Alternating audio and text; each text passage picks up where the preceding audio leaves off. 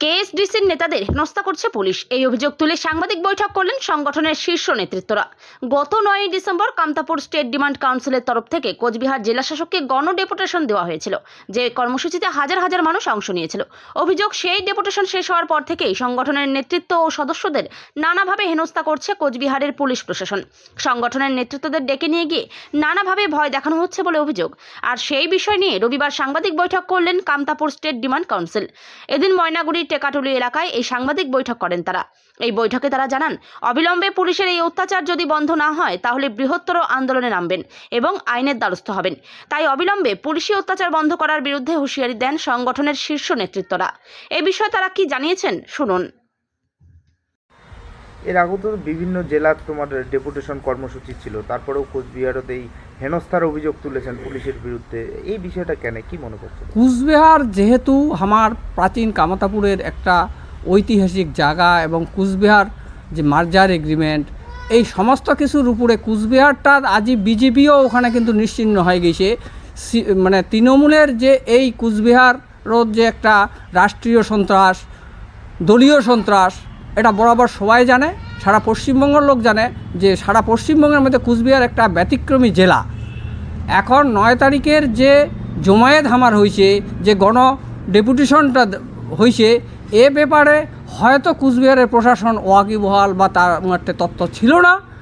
এই মানে অভূতপূর্ব সাড়া পাওয়ার পরে হাজার হাজার মানুষ সেদিন এই অংশগ্রহণ করার ফলে হয়তো নবান্ন থাকি হোক বা কুচবিহার তৃণমূলের নেতৃত্বই প্রশাসনের উপর একটা চাপ সৃষ্টি করেছে যে কোনো মূল্যে যাতে কুচবিহারত মানে কেএসডিসি তার আধিপত্য বিস্তার করিবার না পারে, তার জন্য পরিকল্পিতভাবে প্রশাসনিকভাবে উমরা হামার নেতৃস্থানীয় লোকগুলাক এসপি অফিসত বা ডিআইবি ডিএসপি অফিসত ডেকে আনিয়া বিভিন্নভাবে মানে ভীতি সঞ্চার করার একটা প্রচেষ্টা করেছে।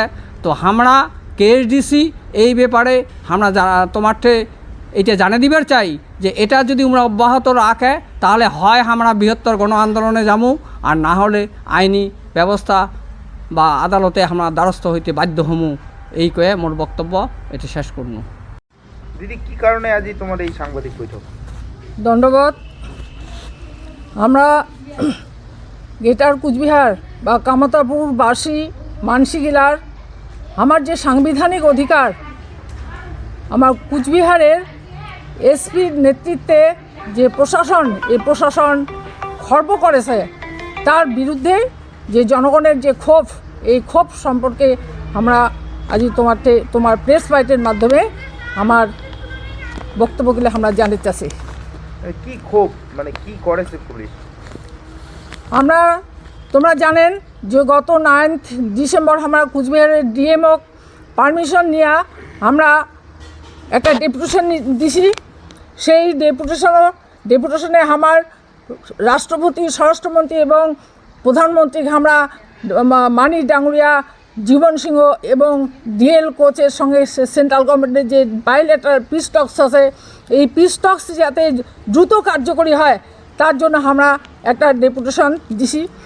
হাজার হাজার জনসাধারণ এই ডেপুটেশনক সাফল্যমণ্ডিত করেছে এবং আমরা শান্তিপূর্ণভাবে এই ডেপুটেশন সম্পন্ন করছি। কিন্তু আমরা এলা দেখা পাচ্ছি যে কুচবিহার এসপির নেতৃত্বে যে প্রশাসন, আমার গ্রেটার কুচবিহার বা কামতাপুরের যে নেতৃবৃন্দ আছে, এই নেতৃবৃন্দ ইমরা ফোনে হুমকি দেছে, ইমার বাড়ি যায় হুমকি দেছে। এমনকি আমার যে বিভিন্ন মিটিংগুলো আছে, সেই মিটিংগুলোতে এই থানার বিভিন্ন অফিসারগুলা, পার্ষদ ডিআইবিগুলা নিয়মিত বসে আছে। আমার সুস্থভাবে আমার মিটিং করে দেশে না, আমার অ্যাসেম্বল করার, আমার মানুষগুলোকে সংগঠিত করার আমার সাংবিধানিক অধিকার আছে। এই অধিকার কিন্তু ইমরা খর্ব করছে, যার জন্য ইমার একটাই অভিযোগ যে জীবন সিংহ আর ডিএল কোচের কথা কওয়া যাবে না।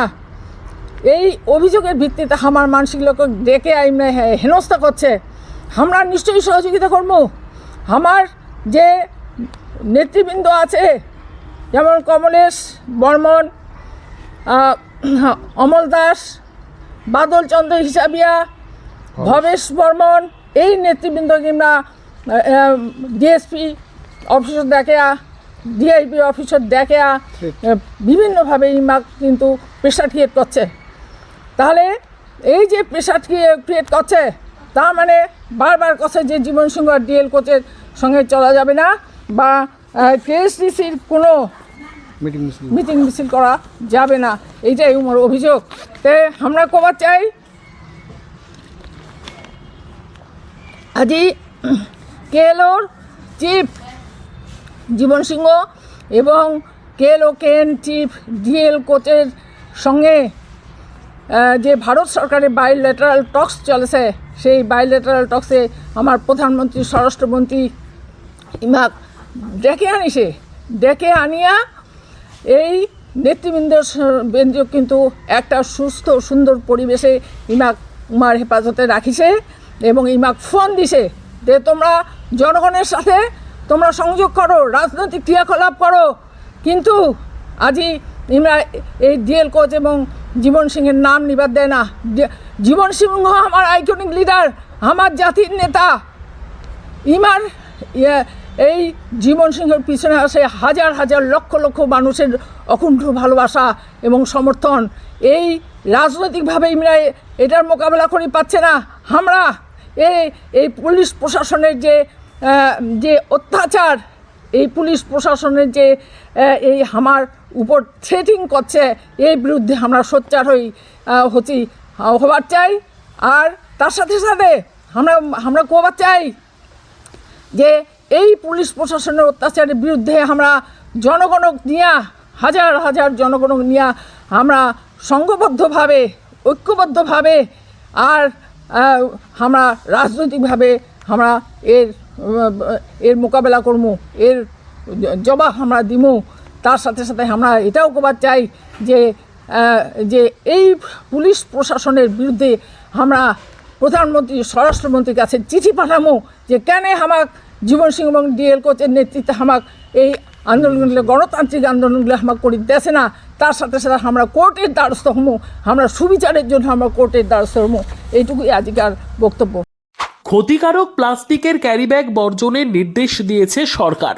চারিদিকে চলছে সচেতনতামূলক প্রচার কর্মসূচি। রায়গঞ্জেও তার ব্যতিক্রম নেই। ক্ষতিকারক প্লাস্টিক পরিবেশকে চরমভাবে দূষিত করছে। এর থেকে নিস্তার চাই। তাহলে উপায় কি? চিন্তা নেই, রায়গঞ্জে চলে এসেছে বিকল্প ব্যবস্থা। সবার জন্য সুখবর। পশ্চিমবঙ্গ সরকারের অনুমোদনে আগামী সপ্তাহ থেকেই শহরে তৈরি হতে চলেছে পরিবেশ বান্ধব দূষণমুক্ত বিভিন্ন ধরনের বায়ো ক্যারিব্যাগ, যা অবশ্যই পচনশীল। একেবারে সুলভে পেয়ে যাবেন আপনারা। আগ্রহী বিক্রেতা ও ডিলারশিপের জন্য অতি সত্বর যোগাযোগ করুন আমাদের সাথে। আমাদের ঠিকানা ইকো ক্যারি ইন্ডাস্ট্রিজ, জেলখানা মোড়, রায়গঞ্জ, উত্তর দিনাজপুর। আমাদের মোবাইল নম্বর 7001178352 অথবা 9434171272 অথবা 8250161082 অথবা 9800217806।